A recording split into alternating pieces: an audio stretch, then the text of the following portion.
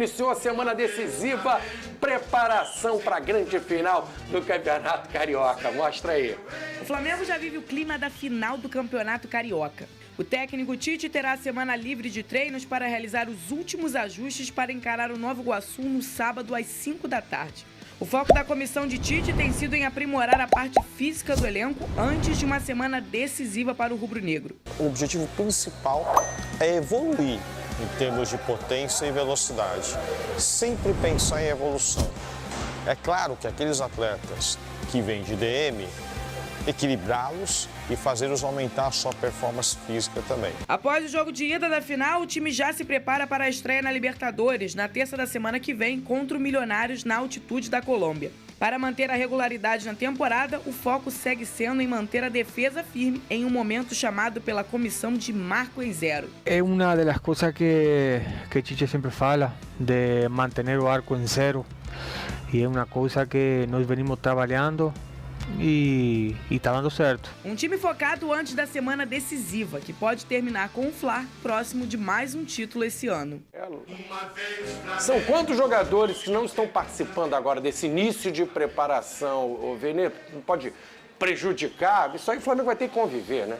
Vamos lá, os dois jogadores que estão na seleção brasileira, Fabrício Bruno e Ayrton Lucas. Aí tem Arrascaeta, De La Cruz, Varela e Vinha. Só que o Varela, ele retornou antes, inclusive já retornou ao Rio de Janeiro, ele foi liberado pela seleção uruguaia para acompanhar o nascimento da filha, previsto para essa terça-feira, ou seja, volta antes. E não tem o Pulgar, porque o Pulgar está lesionado, está tratando de uma lesão muscular. Então muita gente fala assim, o Flamengo está tendo muito tempo para trabalhar. Beleza, isso aí é verdade.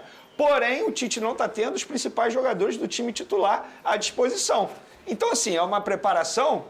Tem tempo, mas não é uma preparação 100% eficaz, digamos assim, porque ele não tem os principais jogadores à disposição dele.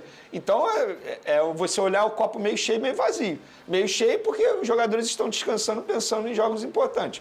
Meio vazio quando não tem os jogadores super importantes à disposição da comissão técnica. Ô Pedrosa, são vários titulares, com certeza isso atrapalha. Como é que ele faz uma jogada ensaiada? Como é que o entrosamento ali do time? Tudo bem, não tem um trabalho que já foi feito, mas algo específico para a final ele não consegue fazer. Titulares aí, o lateral direito, o lateral esquerdo, o zagueiro, meio de campo. É difícil, Flávio, porque você, no máximo, você consegue passar um padrão de jogo também para os seus reservas, né? Que é importante. Ao mesmo tempo, dá para a gente poder pensar hipoteticamente em um primeiro jogo com um time misto, justamente porque o Flamengo tem Libertadores no meio da semana. E a gente sabe que no segundo jogo você pode vir com força máxima para resolver. Então, talvez, pensando até nesse primeiro jogo, o Tite possa usar bastante desses jogadores que estão treinando ainda aqui e descansar os titulares. Eu estou aqui, isso aqui não é informação, tá, gente? Estou aqui pensando mais de forma hipotética mesmo. Então, eu não vejo nenhum problema, mas eu entendo também que sem os seus principais jogadores, até a forma como você joga muda a característica, porque cada jogador te entrega uma situação, mas ao mesmo tempo, repito, eu acho que pode servir para o Tite iniciar esse primeiro jogo contra o Nova Iguaçu talvez com um time mais mesclado, com esses jogadores que têm extrema qualidade, Bruno Henrique, Gabigol, entre outros, no time titular, joga no meio de semana a Libertadores com os titulares e aí depois utiliza a força máxima dependendo do resultado do primeiro jogo do Campeonato Carioca. Na lateral esquerda ele não tem os dois à disposição. Nem o reserva. Nem o reserva. É duro. Tem que puxar um garoto. Ou você puxa um garoto, ou você testa o Léo Pereira para fazer a função de lateral esquerda ali, que ele já fez em outras oportunidades. Perde dois zagueiros, já não tem o Fabrício Bruno, tem o Léo Ortiz. Ao mesmo tempo, é uma simulação também para a Copa América, né? Pode ser. Porque ele vai perder muitos jogadores. Ou uma simulação para o decorrer da temporada. Exato. Também. Não tem nenhum problema. Isso aí vai acabar acontecendo. Ô, Vene, essa maratona aí do Flamengo e de jogadores que estão em seleções, né? Porque o Brasil joga amanhã, não sei exatamente o Uruguai, se joga terça ou quarta. Tem jogo sábado contra o Nova Iguaçu, aí terça Libertadores, com viagem e volta para o segundo jogo da final. É muita viagem aí no meio também. Perfeito. Dá mais para essa turma de seleção, né? Depois de um período aí de descanso, digamos assim, obviamente os jogadores não estão descansando, estão treinando bastante, mas depois a maratona de jogos e viagens será bem intensa. Porque a gente está falando de jogos que vão desgastar mentalmente também, né? A gente está falando de 2 jogos que serão da final do Campeonato Carioca e ainda tem estreia na Libertadores na altitude. Então, assim, os jogadores eles serão muito exigidos. E a torcida, nesse caso, para esses jogadores que estão com as suas respectivas seleções, é para os jogadores voltarem bem. Não voltarem machucados, lesionados ou com fadiga muscular, nada disso, voltarem bem. Então a torcida é apenas essa. Tá acompanhando o jogo, ninguém se machuca. E tem histórico de machucar quando vai para a seleção. O De La Cruz foi cortado da lista de relacionados do primeiro jogo da seleção uruguaia. Inclusive, isso é uma loucura, né? O técnico uruguaio é louco, ele não divulga a lista de convocados, libera Varela do nada, mas enfim. É louco, Bielsa. Aí eu fui ver os comentários, todo mundo comemorando, não vai pro jogo não, fica no hotel. Isso aí, eles mandaram um recado para ele.